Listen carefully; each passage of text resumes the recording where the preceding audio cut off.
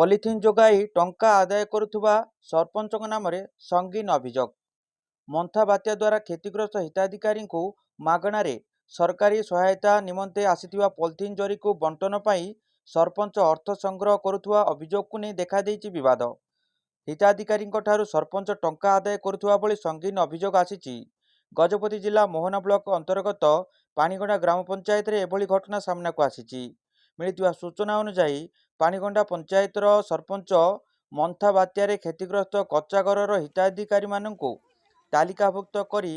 तहसिल कार्यालय क्षतिग्रस्तों पॉलिथिन जरी आनिथिले एवं ताकू बांटिवा परिवर्ते हिताधिकारी ठारू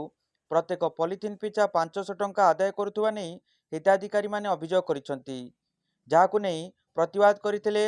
अंचलवासी। आर्थिक शोषण शिकार होइतिवा हिताधिकारी माने पानीगंडा ग्राम पंचायत कार्यालय घेरिवा सह पंचायत आगे धारणा बसिथिले। तेबे ए संपर्क में जानिया पई संपृक्त सरपंच को आमे जोगाजोग करथिले मध्य कौनसी उत्तर मिल पारि नाही। तेबे कौन कहउचंती विक्षोभकारी महिला माने आसंतु सुनिबा। पंचायत सम्मुख में धारण करले 4 दिन तले पुलिस सभा है। पुलिस सभा मीटिंग रे सब माँ मैंने आईलु आईलु से बनिया बात्या विषय जिते आलोचना है कि आमर टीण घरटा घर ये हो भांगी जाइए कूड़टा गुड़े पूरा आउजिकी रही।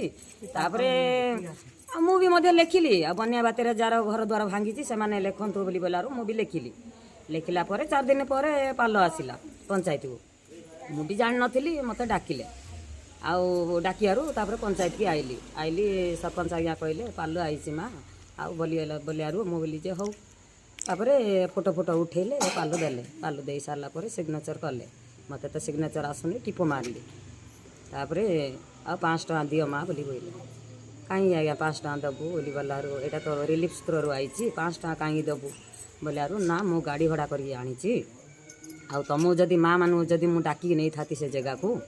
आउ तुम टिके निके भांगियाटा देते कि न देते से बोलिकी मुझे ग्राम सभा पाखे ये कि मु पाल धरिकी आई मोर गाड़ी भड़ा खर्चांत आ ये सब 5 टଙ୍କା नदेले हेनी बोलारू हाँ केते गुड़े गोटे हेलो 2 टଙ୍କା लाखी हेले दबु आज्ञा बोलारू ना माँ 2 टଙ୍କା हेनी 5 टଙ୍କା दियो बोलारू 5 टଙ୍କା देकी पालू नेलु सरपंच आज्ञा पालू आईला पालू आइबा को आमे बोलू जे पालू तो रिलीफ आई